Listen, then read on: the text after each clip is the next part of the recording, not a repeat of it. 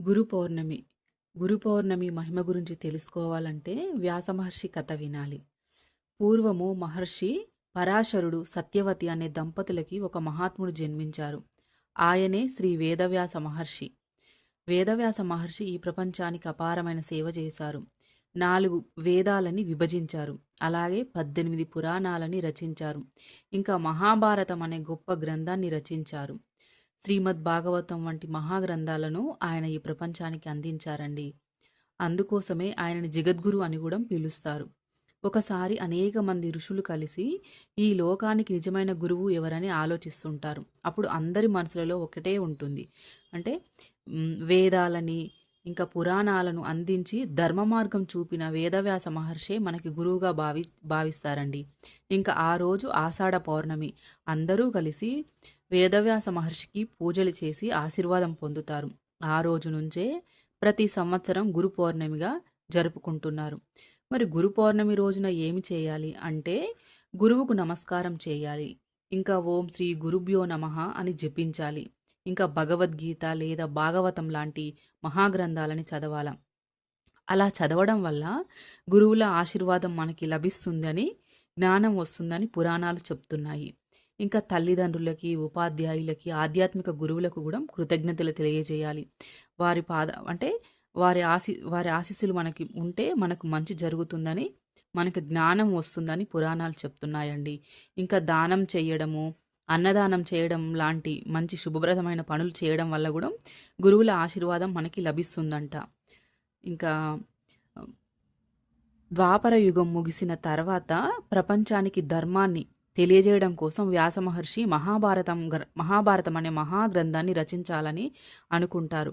అదే టైంలో ఋషులు, దేవతలు కూడా అడుగుతారు. అంటే మీ జ్ఞానాన్ని మీరు ఒక మహాభారత గ్రంథంగా రచించాలి అని అడుగుతారు. అప్పుడు ఇంకా ఆ మహాభారత గ్రంథాన్ని ఎవరు రచించాలని ఆలోచిస్తూ ఉండగా బ్రహ్మదేవుడు ప్రత్యక్షమవుతాడు. బ్రహ్మదేవుడు ప్రత్యక్షమయ్యి మహాభారత గ్రంథాన్ని ఓన్లీ గణపతి దేవుడు మాత్రమే రాయగలుగుతాడు అని చెప్తారండి. అప్పుడు గణపతి దేవుడి దగ్గరికి వెళ్ళి మహాభారత గ్రంథము రాయడం గురించి మాట్లాడతారు. అప్పుడు ఇంకా మహాగణపతి దేవుడు ఒప్పుకుంటాడండి. ఒప్పుకొని అప్పుడు వ్యాస మహర్షికి ఒక షరతు పెడతాడు. నేను మహాభారత గ్రంథం రాస్తాను, కానీ మీరు మధ్యలో చెప్పడం ఆపకూడదు. ఒకవేళ చెప్పడం మీరు ఆపితే నేను ఆ నిమిషం నుండి నేను రాయడం మానేస్తాను అని చెప్తారు. దానికి వేదవ్యాస మహర్షి నవ్వి, సరే స్వామి, మీరు చెప్పినట్టుగానే నేను అసలు మధ్యలో ఆపను, అలాగే మీరు కూడా ఆపకుండా రాయాలి అని చెప్తారు. అలా గ్రంథం రాయడం స్టార్ట్ చేసిన తర్వాత వ్యాస మహర్షి ఏం చేస్తారంటే కొన్నిసార్లు చాలా గంభీరమైన శ్లోకాలు చెప్తుంటారు. ఆ శ్లోకాలను అర్థం చేసుకొని రాసే లోపే మళ్ళీ మహర్షి కొత్త శ్లోకాలని సిద్ధం చేస్తుంటారు. అలా ఇద్దరూ కలిసి ప్రపంచానికి అమూల్యమైన మహాభారతం అనే మహాగ్రంథాన్ని అందించారు. ఇంకా మధ్యలో గణపతి వ్రాసే కలము విరిగిపోతుంది. ఇంకా పని ఆపకూడదని తన దంతాన్ని విరిచి తన కలంగా చేసుకొని వ్రాయడం కొనసాగించారు. అందుకోసమే గణపతి దేవుడిని ఏకదంతుడు అని కూడా పిలుస్తారండి.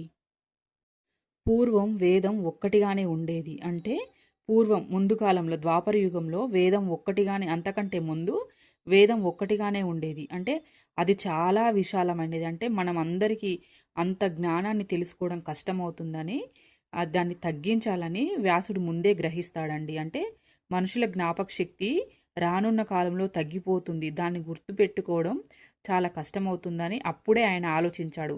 అది ఆలోచించి అంటే భవిష్యత్తులో ప్రజలు ధర్మాన్ని సులభంగా నేర్చుకోవాలంటే వేదాలని విభజించాలని అనుకొని ఇంకా వేదాలని 4 భాగాలుగా విభజించారు. అవే మనం చిన్నప్పుడు నేర్చుకున్నాం కదండి.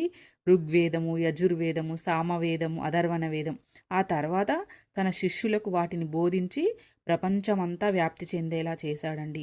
ఈ గొప్ప కార్యమును చేసినందుకు వ్యాసునకు వేదవ్యాసుడు అనే పేరు కూడా వచ్చిందండి. తర్వాత వ్యాస మహర్షి మహాభారతము, పురాణాలు, బ్రహ్మసూత్రాలు కూడా రచించినట్లు సాంప్రదాయం చెబుతుంది. ఆయన రచనల ద్వారా కోట్లాది మంది ధర్మ మార్గంలో నడుస్తున్నారని కూడా చెప్తున్నారండి. అంటే జ్ఞానాన్ని మన దగ్గరే ఉంచుకోవడం కాకుండా అందరికీ చేరేలా చేయడమే గొప్ప సేవ అని చెప్పిన గొప్ప వ్యక్తి వేదవ్యాస మహర్షి. అలాగే వ్యాస మహర్షికి సుఖమహర్షి అనే కుమారుడు ఉండేవాడండి. చిన్నప్పటి నుంచే శుకుడికి భగవంతుని ధ్యానంలో మునిగిపోయి అలవాటు ఉండేది.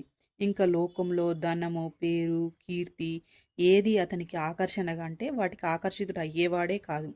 కొన్ని రోజులు గడిచిన తర్వాత వ్యాస మహర్షి తన కుమారుని పిలిచి చెప్తాడు. ఇంకా కేవలం అడవిలో తపస్సు చేయడమే గొప్పది కాదు. మనసును జయించడం అంటే నిజమైన తపస్సు.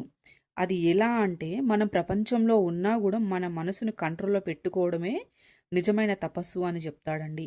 కొన్ని రోజులు గడిచిన తర్వాత సుఖమహర్షిని రాజర్షి జనక మహారాజు వద్దకి పంపిస్తాడండి. ఇంకా అప్పుడు జనక మహారాజు శుకునిని అనేక విధాలుగా పరీక్షించి రాజభవనంలోని వైభవం మొత్తం చూపిస్తాడు. కానీ సుఖమహర్షి మనసు ఏమాత్రం చలించలేదు. ఇంకా జనకుడు చిరునవ్వుతో చెప్తాడు, నిజమైన యోగి బాహ్య ప్రపంచాన్ని విడిచిపెట్టిన వాడు కాదు. ప్రపంచంలో అన్నీ ఉన్నా కూడా ప్రపంచంలో ఉన్న మనసుని భగవంతునిపై నిలిపిన వాడే యోగి అని చెప్తాడండి. ఆ సుఖమహర్షి తిరిగి వచ్చిన తర్వాత ఆ విషయాన్ని వాళ్ళ నాన్నగారికి వ్యాస మహర్షికి చెప్తాడు. ఇంకప్పుడు వ్యాస మహర్షి ఆనందించి వారి కుమారుని ఆశీర్వదిస్తాడండి. అంటే మనసును జయించడం అన్నింటికంటే గొప్ప విషయము.